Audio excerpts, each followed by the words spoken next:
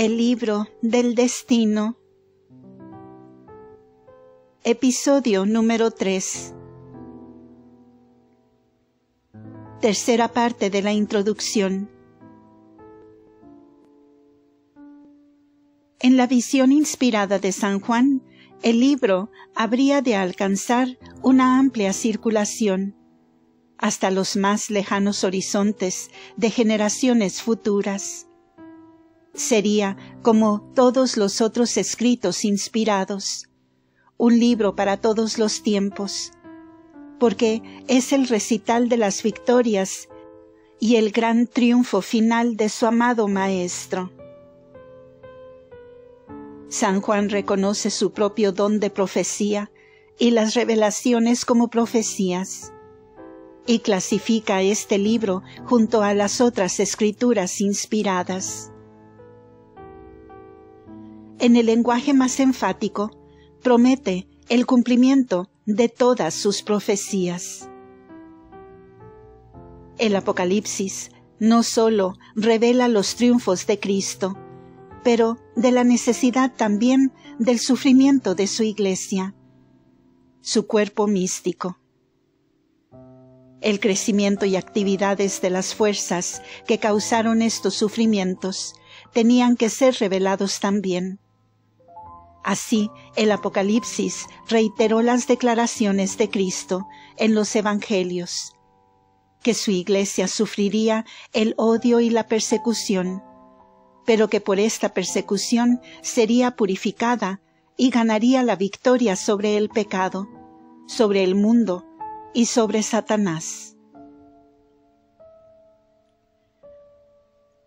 El Apocalipsis era necesario en el tiempo de su aparición por otra razón.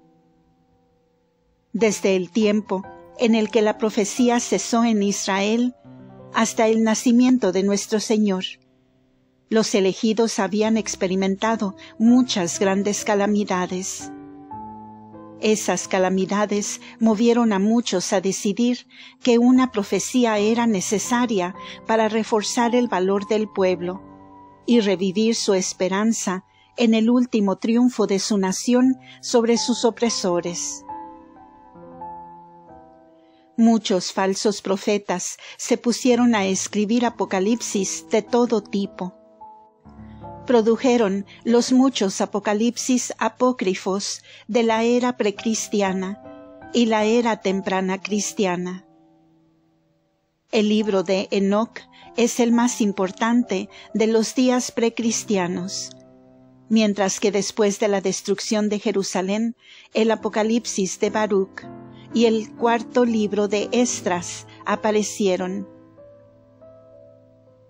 Con la destrucción de Jerusalén, la esperanza de aquel Israel que rechazó a Cristo colapsó.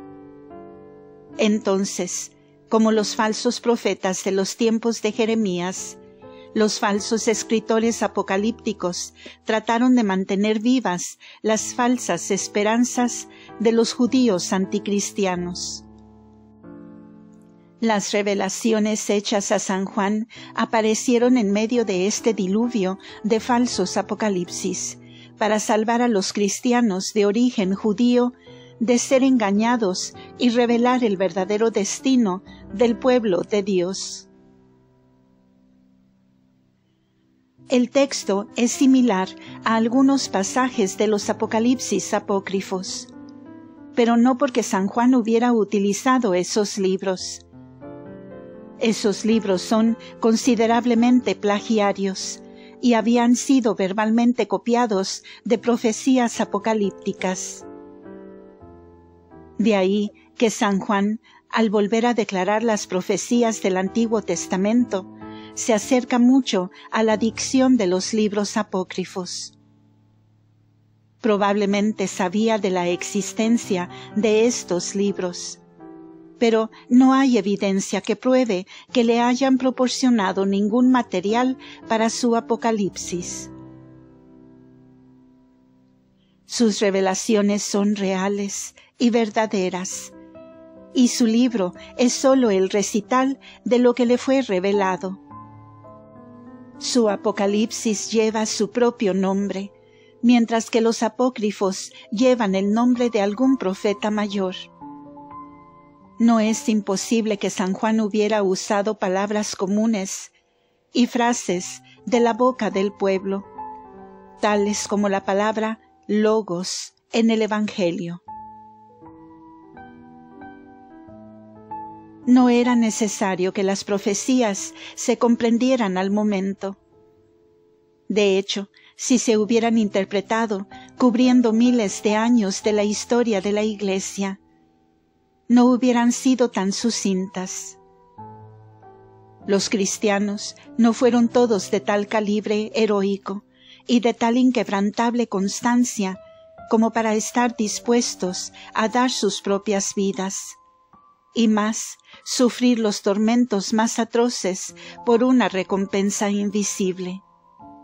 Cuando aquellos que negaron su fe y salvaron sus vidas podían tener todo lo bueno de la vida, arrepentirse a su gusto y ser perdonados antes de morir.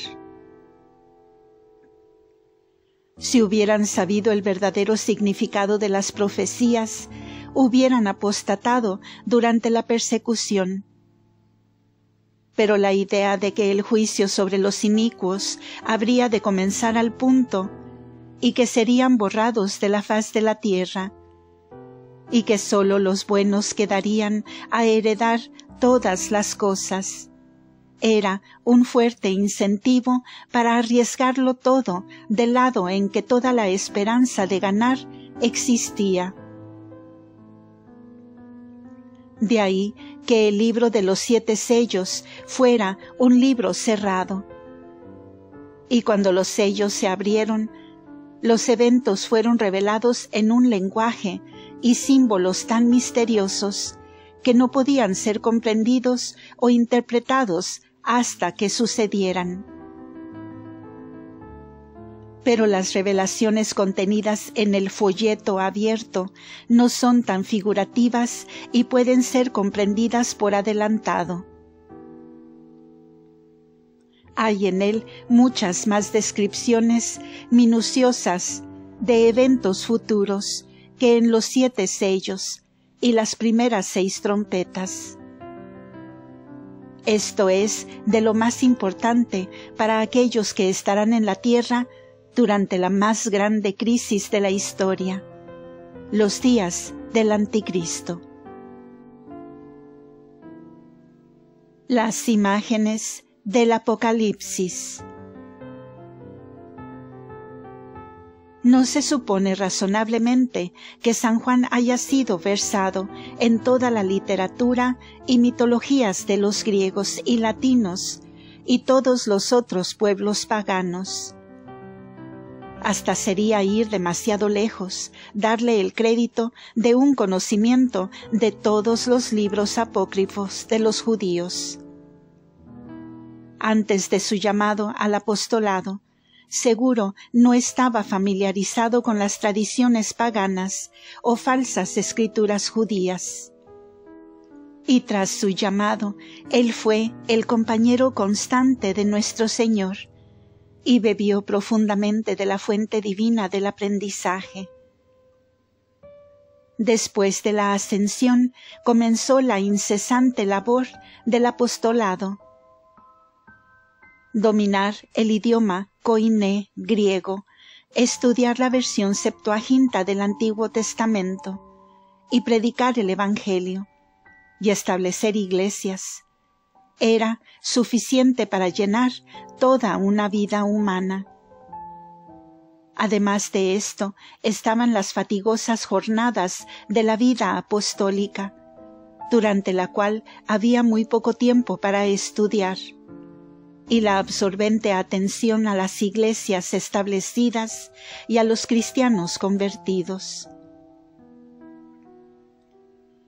A la luz de todo esto, parece poco razonable considerar que un apóstol tuviera tiempo para estudiar literatura pagana tan a fondo como para permitirle espontáneamente adoptar su fraseología e imaginería al escribir un libro inspirado. En nuestra interpretación se rechaza todo lo que sea prestado de fuentes paganas y todas las alusiones a la mitología, y se mantiene la mirada tradicional de que las visiones son verdaderas y reales, y que San Juan trabajó para representarlas tan exacta y brevemente como le era posible con su conocimiento del idioma griego.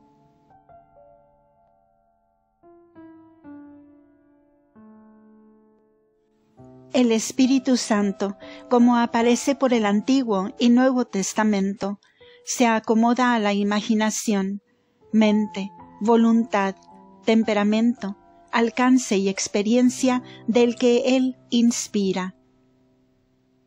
Al comunicarle al escritor las verdades que serán reveladas, Él excita esas imágenes que más naturalmente se moldean en la mente del vidente, mayor o menor en la escala intelectual, consonantes con sus dones naturales y adquiridos, y excita esas emociones que son más exactamente expresivas del carácter y temperamento del escritor. El profeta Amós, siendo un pastor, usa símiles y símbolos pastorales para ilustrar su mensaje. Daniel, que pasó la mayor parte de sus días en la corte, recibe revelaciones acerca de reinos e imperios. Ezequiel, quien era de una familia sacerdotal, se preocupa por el templo y el culto a la deidad, y traza las consecuencias de un falso culto. Y San Juan, en el Evangelio y Epístolas, manifiesta un carácter de mayor tono espiritual. Inicia el Evangelio con el más alto vuelo de la imaginación y teología, y durante toda la narrativa mantiene la misma elevación espiritual de pensamiento. El Apocalipsis presenta la misma mente y corazón, el mismo poder imaginativo, emociones y temperamento que el Evangelio y las epístolas. En la composición del Apocalipsis, que trata de un tema muy diferente de aquel en las epístolas y el Evangelio, San Juan necesariamente exhibió con prominencia aquellas facultades de la mente que estaban en el fondo de otros escritos, y relegó a ese fondo las facultades que estaban en evidencia en la composición del Evangelio. El Evangelio era más subjetivo en tono, mientras que el Apocalipsis es más objetivo. La mente, el corazón y el carácter de San Juan eran eminentemente cualificados para recibir estas revelaciones. Los grandes profetas del Antiguo Testamento habían recibido solo atisbos de estas visiones y otras similares. Pero como San Juan era espiritual y moralmente superior a los antiguos profetas, sus cualificaciones lo hicieron digno de recibir las revelaciones completas que los profetas habían solo recibido en fragmentos. La imaginería del Apocalipsis o es enteramente nueva o suplementaria de las revelaciones parcialmente hechas a los profetas. Las profecías del Antiguo Testamento son así interpretadas y aclaradas. El Apocalipsis es la finalización, la conclusión y el resumen de toda la revelación. No era necesario que la imaginería se dibujara desde la apócrifa, o aún menos desde la mitología pagana. Todo lo que se podía dibujar desde la apócrifa se contiene en los libros inspirados, porque la apócrifa se compone mayormente de plagios. Toman la imaginería de los libros proféticos y los adornan con convenientes fantasías. pero no revelan nada nuevo, ni aclaran nada. Suponer que San Juan tomó prestadas visiones de fuentes falsas o de hasta poesía pagana o mitología sería suponer que sus palabras no eran verdaderas, pues él representa todas las visiones como verdaderas y reales. Por lo tanto, no podían tener ninguna afinidad a las imaginaciones de poetas paganos. Igualmente, las revelaciones en el Apocalipsis son totalmente diferentes de aquellas recibidas por otros profetas cristianos del tiempo de San Pablo. Las suyas eran sólo atisbos, destellos de luz divina, y su propósito era la edificación o el consuelo para el tiempo y lugar en que fueron recibidas, sin ninguna obligación de registrarlas. ¿Qué visiones tuvieron? No se puede saber, porque no fueron registradas. Las revelaciones del Apocalipsis fueron destinadas para todos los tiempos. San Juan saca su imaginería de todas partes de la creación y de todas las condiciones de la vida humana. Los cielos prestan un toque de sublimidad a muchas verdades reveladas.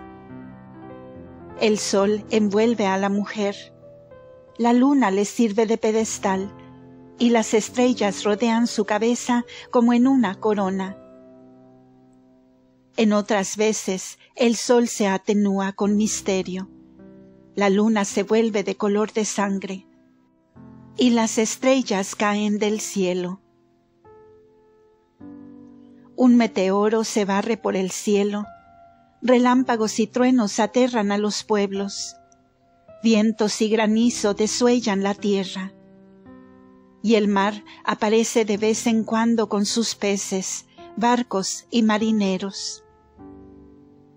Las montañas y las islas se mueven o se hunden en el mar, y hacia él se derrumba un volcán. También aparece un mar de cristal. Terremotos sacuden la tierra, cuevas y guaridas proveen a los inicuos con lugares donde esconderse. Desiertos, campos fértiles, árboles, huertos y viñas, ríos y fuentes adornan las descripciones. Todas las facetas de la vida humana aparecen. La agricultura provee sus símbolos de árboles, viñas, hierbas y pasto. La cosecha y la vendimia ofrecen su análisis. El comercio con sus buques de carga ilustran la prosperidad. Se insinúan métodos comerciales, se muestra la opulencia de los ricos y la miseria de los pobres. Ocasiones de júbilo, el banquete de bodas y ocasiones de luto y llanto por las plagas y los ángeles destructores. Los placeres sensuales de los lujuriosos y las alegrías espirituales de las vírgenes. Todo esto se ve en su lugar. Hay sacerdotes que aparecen en túnicas sacerdotales y penitentes en tela de saco. La paciencia de los santos, las bendiciones pronunciadas sobre ellos, las alabanzas y la adoración que ofrecen a la deidad exalta la mente del lector. Mientras que el llanto y la desesperanza y los desvaríos blasfemos de los adoradores impenitentes de la bestia y sus propuestas pecaminosas infunden un saludable temor y espanto. Los estragos de guerreros saqueadores u hordas de bárbaros y vastos ejércitos, reyes despóticos y poderes de control mundial son representados derramando la sangre de víctimas indefensas. toda clase de hombres, los reyes de la tierra, mercaderes, marinos, soldados, músicos, artesanos, esclavos y ciudadanos libres cruzan la escena. Fin de este episodio. La cuarta parte de la introducción comenzará en el siguiente audio. Gracias por escuchar.